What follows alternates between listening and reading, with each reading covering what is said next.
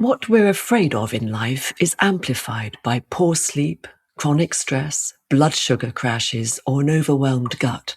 And when the body's off balance, the message in the fear can get distorted. I'm Sally Aneri, and welcome to Fearless Forward, the podcast that asks leaders how they face their fears. Today, I'm in conversation with someone whose own health struggles unexpectedly became the gateway to a new, meaningful career in service of others. Today, Sarah Bayliss is an expert nutritional therapist who works at the intersection of physiology, psychology, and energy management. Her clients are often people who've spent years pushing through, successful, driven, outwardly thriving, but feeling increasingly disconnected from their own health. Sarah herself was once one of those people. She spent over a decade in fast-paced marketing roles, juggling high expectations with diminishing physical reserves and paying little attention to what was going on with her body. What began as her own personal recovery became a professional calling. She retrained in nutritional therapy, graduating with distinction, and went on to study functional medicine and explore behavioral science. She now runs a practice focused on restoring metabolic health and energy rhythms in a way that's truly sustainable. Sarah has distilled the essence of her approach into her 2025 book, Do Nourish: How to Eat for Resilience. As she says, health is the core foundation for everything else in our lives and must be protected. We all need to know and understand how we metabolize food. In today's conversation, Sarah and I talk about the cost of ignoring our own needs, the courage it takes to step off the treadmill and tune back in, and how paying attention to our body can be a pathway not just to recovery, but to a new way of living and leading. You are what you eat is a popular cliche, isn't it? But an increasing amount of scientific research seems to indicate a strong connection between the gut and the brain, and even that digestive system activity may affect cognition and mood. In your experience, how is this borne out? This is a huge question, and I could probably spend a whole lecture talking about the role of the gut and the brain. One thing I like to say is you are what you absorb, not necessarily what you eat. Yeah. Even at the beginning, let alone the association between gut and brain, if your digestive capacity isn't optimal, you may not be even absorbing certain nutrients that we need, right? At the very base level, there are nutrients we need to eat for the body to function, including the brain. So that's just about making sure that you are A, eating those, and then B, you have the ability to break those nutrients down. And that will be the role of your stomach, the stomach acids, your pancreatic enzymes, your gallbladder, and then the absorption of those nutrients into the bloodstream. And the second side of it is that what we see is a connection between the role of the bacteria in the gut, so how healthy those bacteria are. And when we say healthy, what the research seems to point to is this idea of diversity. So the more diverse those good bacteria are, so the richer that diversity, the more potential health that you have. And the reason being is that the bacteria in the gut have a direct relationship to us and have a really important role in our health and our function and our immune system and our brain health. And so what we see is when those bacteria are fed and they thrive, they produce metabolites, which are sometimes, well known as short-chain fatty acids, or sometimes known as postbiotics. And these metabolites essentially produced by the bacteria, and then they travel through our entire system to modulate our immune health, to modulate our hormone health, to modulate our metabolic health, but also have a role in our brain health. And we know there's this connection between the gut and the brain via the vagus nerve. And we see that certain postbiotics can help with the nervous system regulation. When you look into the studies of certain particular postbiotics, we see a connection in terms of reducing inflammation, supporting the immune system, supporting, metabolic health. The second part of this, or a third part of this, is the fact that there's this term called leaky gut, leaky brain. So we have a gut lining barrier that is an integral system to stop things traveling into systemic circulation that could cause a potential inflammatory response. The gut's job is to assess the environment of everything we eat, we breathe, go into the digestive system, and only pull into the bloodstream what it needs to do, what it needs, the nutrients. And to do that, we have the gut is that protective organ. It serves as an organ that's establishing friend from foe, what should be into the bloodstream and what shouldn't be. And the way it does that by making sure a lot of the immune system sits in the gut so it can distinguish between a friend or a foe. And then secondly, we have this gut barrier lining, which stops things from traveling from the gut into the bloodstream. And that barrier lining needs to be integral, strong. And on top of that barrier lining is what we call a mucin layer. And that mucin layer acts as a protective layer that protects that barrier lining. Now, that mucin layer is built by the bacteria in the gut, so the good bacteria. When we feed them, they build that mucin lining. That mucin lining then protects that epithelial lining so we don't have anything that's going to travel through the systemic circulation. And what we see in the research is a connection between that lining degrading or the mucin degrading, the lining become less integral, and what we call leaky gut and leaky brain. And so we see when the gut lining is less integral, there is this connection between the potential that the brain becomes a little bit leaky and things can travel into the brain that shouldn't be in there. So when I think about this from the very basic perspective when I'm working with clients, one of the first things I'm always doing is thinking about gut health. Because there's no point in giving somebody good nutrition if they can't digest their food, if they can't absorb those nutrients, if the gut is inflamed, if the gut is under assault, if they're feeling digestive issues, then we need to work there because that's going to protect the entire body all the way up. Nutrition plays an absolute fundamental role within the gut health and within brain health, but so does how we live every day. So how our relationship with light, dark, stress, movement, toxins, all impact our gut health. And so, yes, nutrition is really important because actually we're eating 3 times a day and we're putting food into the gut. And if we put food in that is processed or high in sugar or got lots of emulsifiers in it, then you're going to degrade the good bacteria in the gut. That's going to have an impact on that integral mucin and that gut lining, and that could open up risk factors of inflammation and things traveling systemically. So yes, nutrition plays an important role, and so does not eating. You know, when we don't eat, when we have a good gap between our meals, 3 to 4 hours, the gut repairs, it heals, it hoovers itself up, it gets rid of the debris so that it can then prepare for the next time that we're eating. So there's this relationship between eat, rest, and, as I said, everything else around, your light nutrition, your stress, your sleep, the environment, the air you're breathing, all are linked to our gut health. Gosh, what a rich picture you've just painted. So many questions are coming into my mind, but I guess perhaps the key one is if I feel, I'm not ill. Well, speaking hypothetically here, because I feel pretty well, but nevertheless, let's imagine there's someone listening to what you're saying here who's just feeling under the weather, just not feeling quite themselves, and they don't know where to start. What would you recommend? My job is to think about all of the inputs that person is being exposed to within their life. So the external inputs. So taking their daily rhythm, what do they do over the course of those 24 hours? What are they eating? What are they feeding on from a stress perspective? How much light are they getting? What's their movement like? What's their sleep quality like? What's their relationships like? How stressed are they? What is their system doing? Do they have any gut issues? Are they struggling with digestive symptoms? Have they got any skin rashes? So I'm doing like a 360 assessment. And what I do from that point is make a suggestion of where to begin to help that person find their energy or their vitality back and to feel better. And once I've done that little assessment, I normally think about, okay, at the very beginning would be to look at their circadian rhythm. And what I mean by that is, how do they get up in the morning? What is their relationship with the light outside? Are they moving? how are they beginning their day? What are they eating for breakfast? And then how are they sleeping at night? How are they preparing for rest?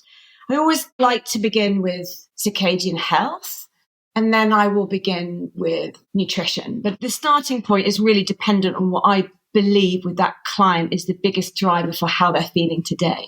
But I'm sort of assessing all those inputs, and I start by looking at light, dark, nutrition, stress, and then sort of layer up by then. And it really depends on the client. I can't give that direct answer, but there's certain things I always begin with, which is definitely circadian rhythm. Yeah, because it's giving you information, isn't it? So what I'm hearing is a very holistic approach to understanding the person in front of you. And your response to that is going to be a nutritional response. You're going to be looking at the best foods for them to support all of the things that you talked about in terms of the good bacteria, gut health, and so on, leaky gut, leaky brain. Your response is nutritional. Is that correct? Well, my response is nutrition and lifestyle. And I'll give you an example, actually, because it might help. Is I had a client who came to me recently. She was struggling with bloating, and she had read my book and was like, I really want to work with you to sort out this issue that I'm feeling. And having spent the first 90 minutes with her, what I really recognized is that there was a few nutritional gaps within her diet, and they were really quick to address, right? We actually addressed her eating habits and her breakfast. It's the first thing we did. But the most important thing that shifted her system and supported her digestion was to look at her recovery. You know, she was working in a FTSE 500 company. She was incredibly stressed. She was getting up early in work, working long hours, back-to-back meetings, taking no lunch breaks, eating on the move, coming home, putting her daughter to bed and working. So her rhythm around her life was on, persistently on, active, stress, overwhelm, too much blue light, not enough time outside. So we worked on micro recoveries, really strict eating schedules and timings, and what she was eating within those meals, and then put some boundaries in place. And actually within 4 weeks, her digestion improved. And this was a balance of, okay, let's look at what are you doing every day that's causing you to feel stressed and not allowing your gut to do the job it needs to do? And then also what's the nutrition that's coming in? But her thing was really about recovery, rest, repair. When I think about the work that I do, yes, nutrition is fundamental. It is definitely part of the picture, what we're eating, how we're building that diversity of the gut, how we're taking on those nutrients. But it's also about how well is this person recovering to be able to deal with their daily stresses, daily demands. We're living in an inflammatory world. We have a lot of things up against us that's potentially driving down what I would call our metabolic reserve, our defenses. And so our job is to recover well. And a part of that recovery is not just appropriate sleep. Yes, sleep is really, really important. And actually, sleep is so important. It's when the body does a lot of the recovery. But to enable good sleep, you've got to start off with how you wake up in the morning. And in this particular client I was saying earlier, she was missing certain moments in the day to enable her to have micro breaks, to enable the system to recover.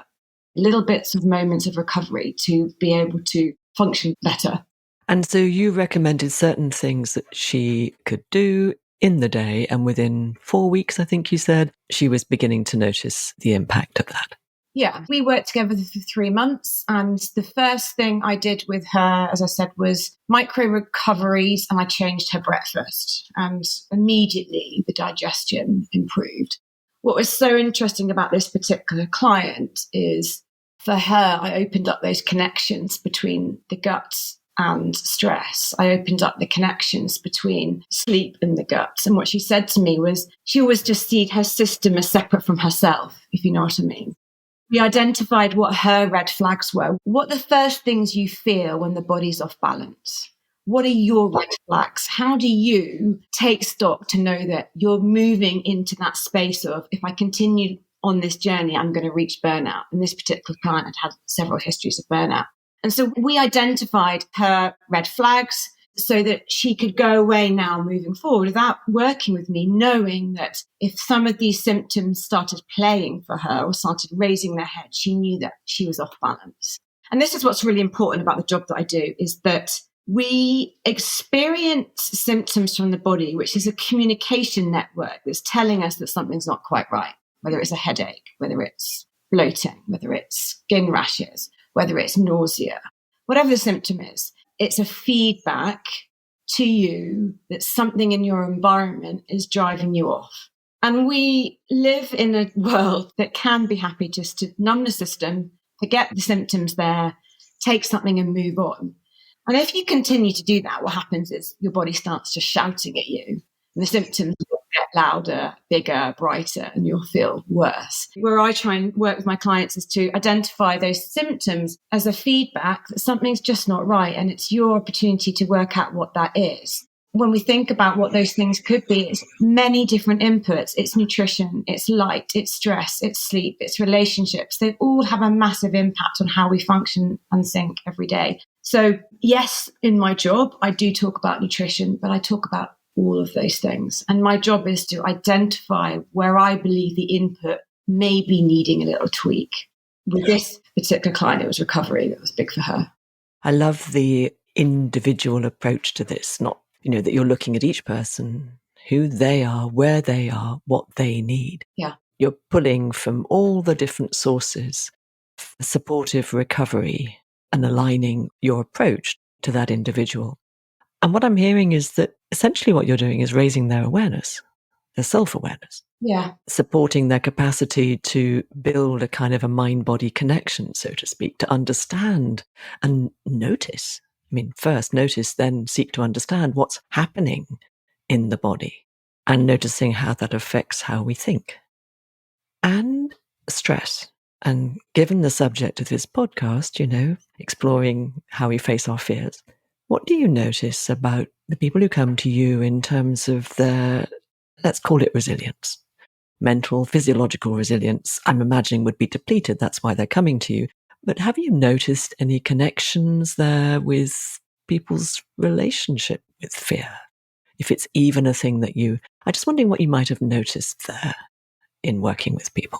That's a really interesting question. In terms of the relationship with fear, one of the things that I think so many of my clients are guilty of, and whether this is directly connected to fear could be questionable, but I believe it is. We're always on. They're always on. The people who come to me are spending a lot of time in this space where they're doing stuff, they're actioning, they're busy, they're reactive. They are persistently trying to get to the bottom of their to-do list, or they're just trying to get through life, right? So it's this 24/7 on, go, go, go, go, go. And a part of that is that maybe their demands are high. And two, maybe from a relationship of fear, could it be that they are unable to slow down because they're in fear of what that could look like? I don't know. It comes back to this last client, which is probably a good way to look at it, is we feel like we have to always be on. And when we're always on, maybe we don't have the propensity to slow down and look at what really matters. I remember when we originally spoke and you spoke about the connection between fear and resilience. I wrote down the role of health and nutrition to overcome fear. And I wrote down, see what's important. So I'm guessing what you're suggesting is that because good nutrition, good health supports our cognitive capacity, that it'll therefore help us to differentiate fear from reality or whatever. But it was that idea, right? It was more physiological, wasn't it? Yes. So I guess then the connection between fear and nutrition is one of resilience. That's the point here, is that if you are feeding the body the nutrients it needs and you are nurturing yourself, then you have a greater capacity and propensity to deal with fear or to deal with what life throws at you. A very simple way of looking at this is from a blood sugar regulation perspective. If we eat in a way that causes your blood sugar to rise very, very quickly, you will get a blood sugar drop, right? An immediate blood sugar drop as the body's trying to recalibrate. And in that process of recalibrating, it overproduces insulin. We overproduce insulin, blood sugar drops incredibly low.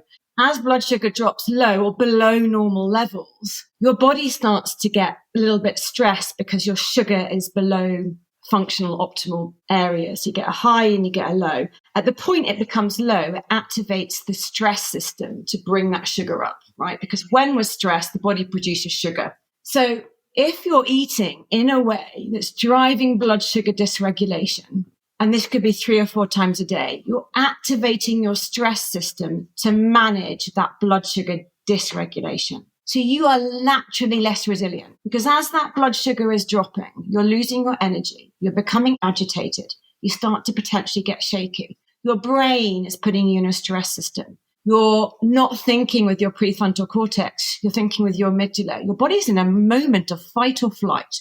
What are you doing in a fight or flight? You are trying to survive. Your body is trying to survive. So if you're in an environment of which is high stress, high demand, and you're eating in a bad way, then you're not going to have the capacity to deal with that environment well unless your nutrition is balanced, unless your blood sugar is balanced. It's almost like your reserve capacity is depleted. You don't have the reserve to deal with that moment as well as you could do if your blood sugar was balanced. And why this is really important is when you think about metabolism is a big word. I look at it as it's essentially the body's master control system. It is assessing all the inputs from the external environment, creating an internal response for that moment for you to survive. So it is a stress management system. The body only wants to do two things, keep you alive and procreate, right? So if you're in an environment that's high demand and you're eating inappropriately, your body is in a stress state. What can we do in a stress state? Just not as well as we can do when we're in relaxed state, when we are in a place where blood sugar's balanced, you have focus, you can think clearly. Your energy is there. You have an ability to deal with your environment better. And this is the problem that many people struggle with in high demand roles, is that they don't create the time or the energy to think about the food that they need because they don't associate food as a way to maintain resilience. It's like baseline and foundational. We get up in the morning, we drink coffee, we don't see any light, we run to work. On the way, you might pick up a croissant, we get into the office. By that point, you've probably looked at your phone already by 2 hours. Your brain's overwhelmed. You've got no actual nutrition that's coming in, and you might be having a micro stressor. So nutrition is a tool. It is a tool to build resilience. It is a tool to maintain resilience, almost your reserve capacity so that you can deal with what's around you better. And that's what I teach my clients when it comes to food, because it does really matter. It makes so much sense, the way you're expressing it, Sarah.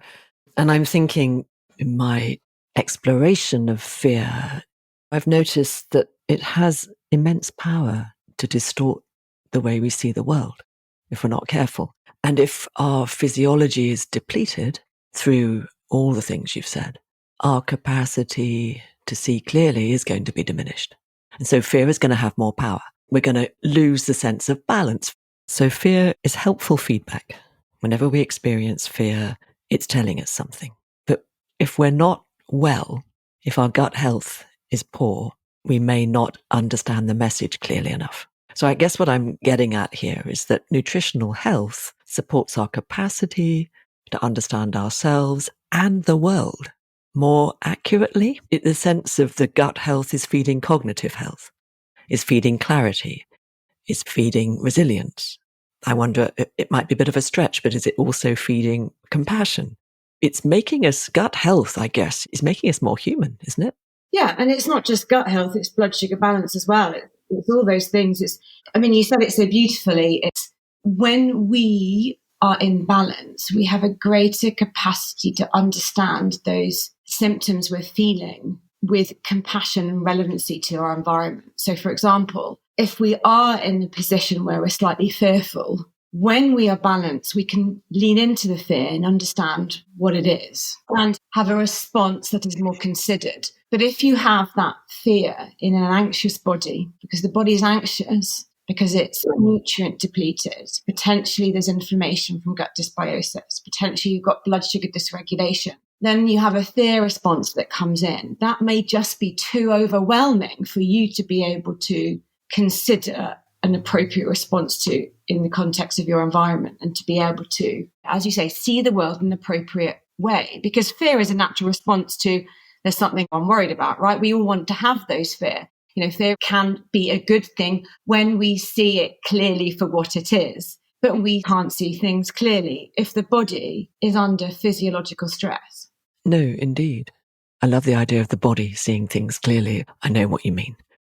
And thinking of, my listening audience here as well as myself, as we get older, that becomes more difficult, doesn't it? Hormonal changes in our body are gonna make that harder. Yeah, absolutely. And as we get older, the natural process of aging means that we have less resilient capacity as we did when we were younger. That's obvious, right? But we also have had more time in the world to understand our bodies better, right? So that's also an important thing.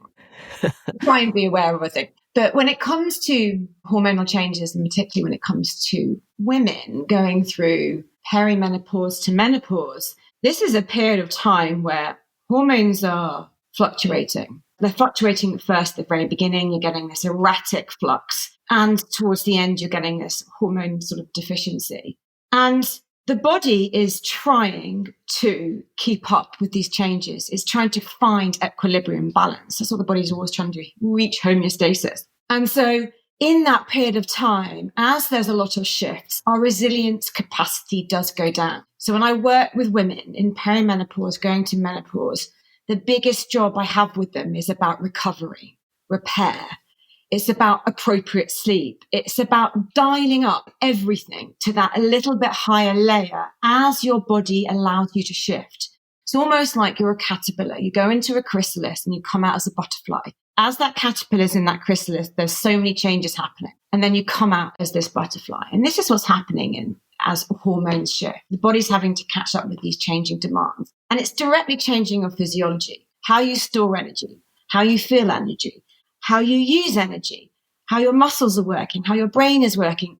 All of these things are changing physiologically, but we need to just allow more time and patience for that process to happen slowly. And you need to give your body greater rest and recovery and dial up everything within that time frame. So how you wake up in the morning, the type of movements you have, who you're socializing with, what are you having across each of your meals? How are those meals balanced? How are they supporting your gut health? How are they supporting your muscle mass, your bone health? What are you doing before you go to bed at night? How are you recovering? How are you sleeping? It's a time of shift. It's a time of change. And you need to allow your body to change, because what we see in the research is as you become menopausal, things get better. You're past the change and you feel like a wise woman.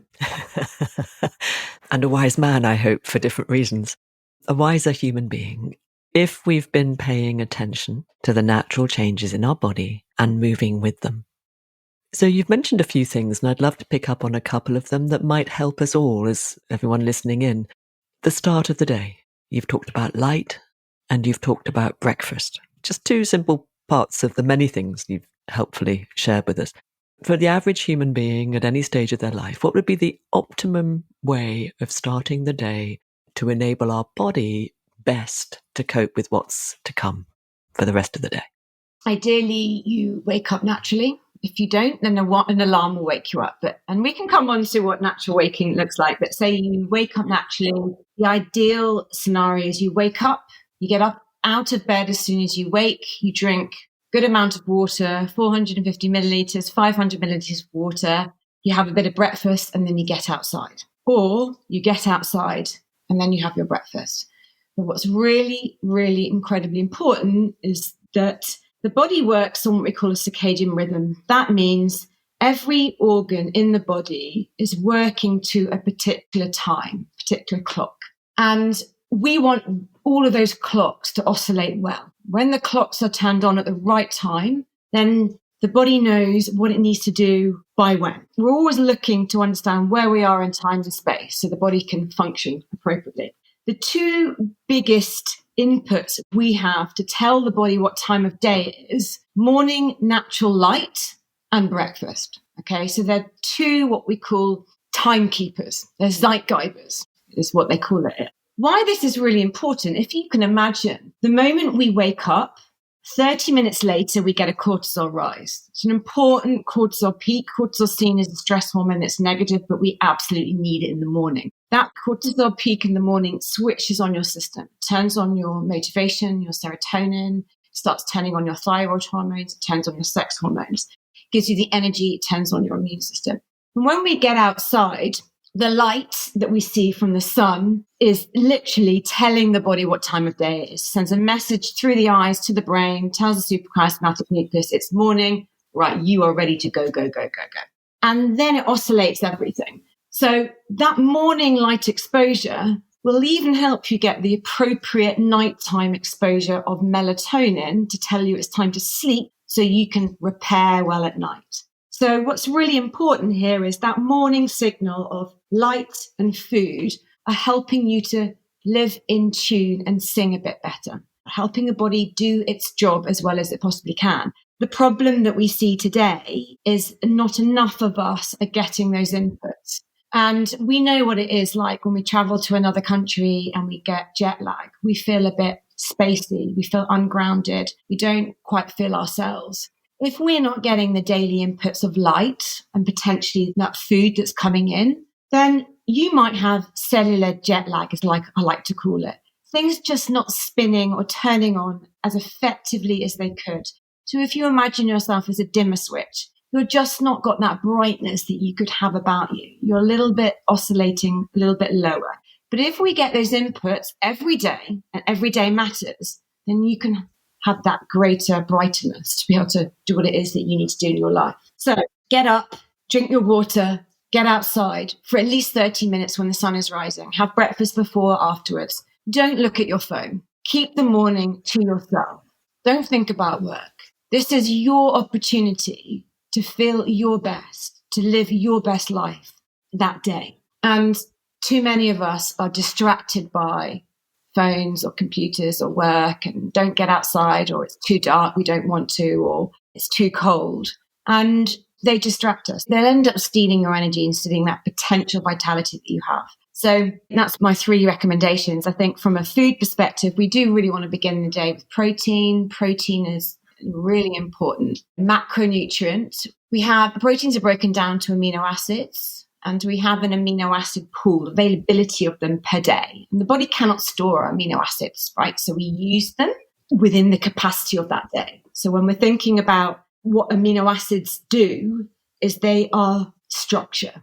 They are neurotransmitters, they're hormones, they are skin, they are muscle, they are every reaction in the body is built from an enzyme. Enzymes are built from protein. So protein is just a really important fuel. So when we wake up in the morning, we want to give the amino acids to the body so that it can do the building it needs to do for you to function. If you don't get your amino acids in that one day, then your body's going to start taking it from other places. Where does it take it from? It will take it from your muscles, because that's where we store excess amino acids. There's nowhere else.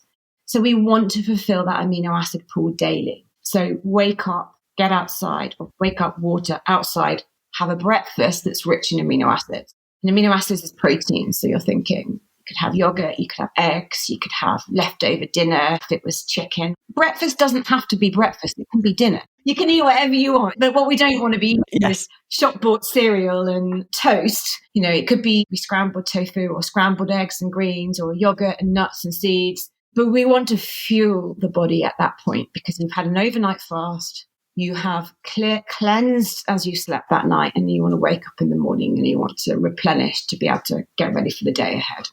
Fantastic. Thank you, Sarah. And I want to ask you, this incredibly important work that you do, that you're clearly passionate about, where did it start for you? What was your journey into it? Because my experience is that often the work we love or the work we do is the work we need. Speaking for myself, for sure. So what about you? Is that also your experience? Yeah, absolutely. It was my experience. I grew up knowing nothing about nutrition, not even thinking about the connection between what we eat and how we function. For me, it came at a really important moment in time when I had been left uni, gone into the workplace, and was working in marketing events for a large agency, working long hours, late nights. I was highly stressed, and I sort of reached what I would call burnout. Now, from an outsider, you wouldn't really notice what this was like. You know, from an insider, at this point, I was still going to work, I was still functioning, but I was barely functioning well. So I had really bad sleep issues, hormonal imbalances, gut issues, anxiety. I was just persistently tired, brain fog. I felt like I was barely functioning, though I was present. And it came to a real head when I was in London. And I thought, right, I've got to do something about this. I cannot live like this. This is not normal. And I decided to start with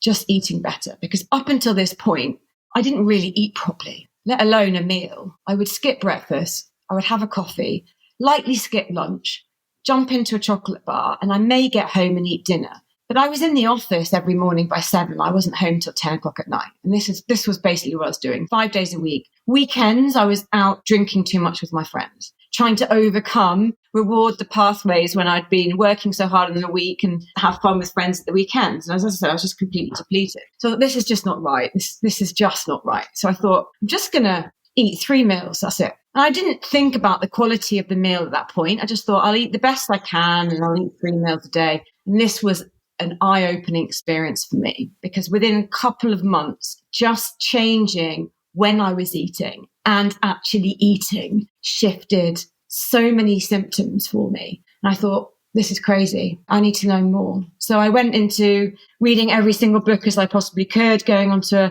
podcasts. And what became apparent is that I was falling in love with this world of nutrition, and I was incredibly passionate about it. But not only that, I was overcoming some fears that I'd had when I was younger about learning, reading. And I was reading more, picking up papers and going, I just need to know more. I want to know more and more and more. So I thought, I've got to go back to school. So I moved to Bristol, left London, moved to Bristol. At this point, I was still working in London, traveling back and forth from Bristol to London, pregnant by this time. I had my daughter in 2012. And then that year I went back to college for 3 years to study, going, I need to know more about this. And still to this day, I am still as passionate about learning about this subject, because it's a continuous learning journey. So the fear you mentioned of reading and writing, of learning in that sense, through the medium of reading and writing, was overcome by the passion and your need to learn and understand more about this amazing discovery you'd made simply by eating 3 good meals a day. Yeah, absolutely. And I think to give the context of that, I am dyslexic, and I spent a lot of time as a child overcoming the fears of learning. Having been chucked out the education system several times and finally managing to get my A-levels, get to university, get a degree, learning had been a real stress for me. It was an absolute nightmare. And I thought, I've got my degree, it's finally done. I can just get on with my life and just put this all behind me. To be honest, I ended up just translating all of that into the workplace and lived in this place of having to work extra hard to overcome what I saw as not being good enough. So I had the work ethic that was incredibly high because I felt I just wasn't good enough. So left uni with that, went into the workplace, worked hard, had this burnout piece. And I was like, right, I am dyslexic. And this is going to be a nightmare, because not only am I going to go from a marketing degree, I'm going to go into the medical world, right? So I'm learning about biochemistry. What the hell am I thinking I'm doing? It's stupid. I'm never going to get through this. I just had to do it. And it wasn't really about fear. Yes, there was fear, but the need to learn, the need to discover, the need to understand was just much higher. And I had to just do it. I was like, do you know what? It does not even matter if I don't pass. I'm just going to go through this, take one day at a time. And it really showed me that, I'd spent most of my life fighting the education system to get through it. Now I'd found something that I loved, and I was able to move through the education system in a very different energy level because it was important to me. So when it comes to fears, when it comes to overcoming fears, for me, it was the passion that changed everything. Yes. One of the things I still work with my clients today, no matter what all of them doing, what is it that you love and matters to you? Because that is the utmost important thing. Yeah, starting with that. And for many people, that can be difficult to discern, can't it? It's not for everyone immediately obvious. For you, it became very obvious, and that was wonderful because it diminished your sense of fear and you moved forward. I think for some people, it's harder. But if we can find the space to ask ourselves what matters most here, what am I not giving myself enough space to fully consider, much less embrace. I think if we can do that, if we can step back and take the time and give ourselves the space to consider that important question, my belief is and my experience is that we then do discover what we really need by listening to that, which will then diminish our fear. The fear will still be there, but it'll have less power. Sarah, thank you so much for sharing everything you've so generously shared today. I think there's a lot of tips there for those of us ready to listen to them. And I'm curious, given where you are now in your life, and this is a question I ask everyone, what does fearless forward mean to you? I think that, so the fear looks different for me now. Originally, the fear was changing everything and starting again, right? So setting up a career in what I'm doing. Now the fear is maintaining it, right? I can't go back. I have to keep going. I've made the shift. I'm here. Now I have to continue. But it comes back to the same learning from my first leap, is that this remains an absolute passion for me. And I'm incredibly grateful that I'm absolutely here. And I've had the opportunity to work with a number of people I work with, and I'm doing what I love.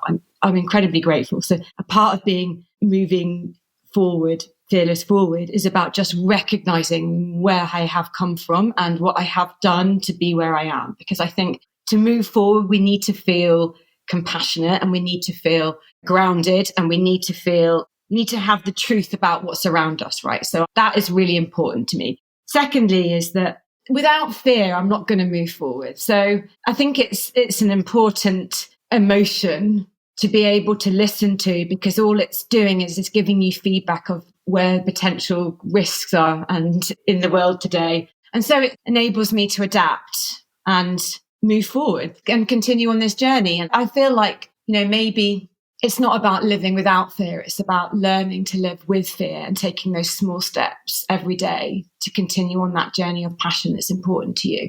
When you're following what really, really matters, then the fear is a little bit less, because you can see through it stronger, because there's something else at the other end. I think maybe that's how I see it, because I'm not fearless. There is fear that I still have to face all the time, and we should all be having to face that. Thank you, Sarah. So listening to what the fear is telling us, and being clear enough and passionate enough about the work that's ours to do to move forward with it. And I would just add one part to that, which you said beautifully earlier, is sometimes we have to slow down in order to do that. One of the really important things in today's society is that our energy is always trying to be taken somewhere. Someone's trying to take our attention. In fact, we need to give ourselves more space, because when we have that more space, we have a greater clarity.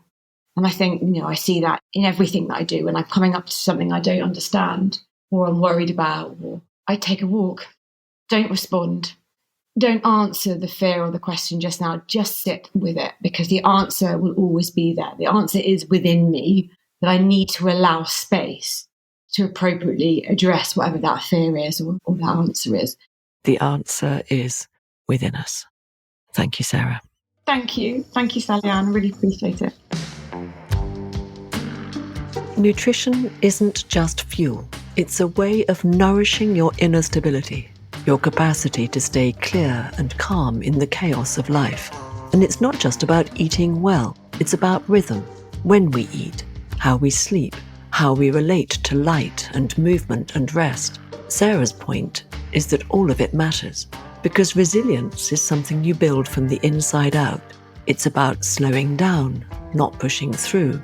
It's in the slowing down that you notice what's really going on, what hurts, what we need, what we're afraid of.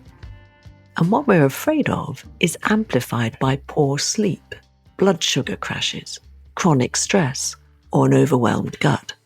And when the body's off balance, the message in the fear can get distorted. But the opposite is also true.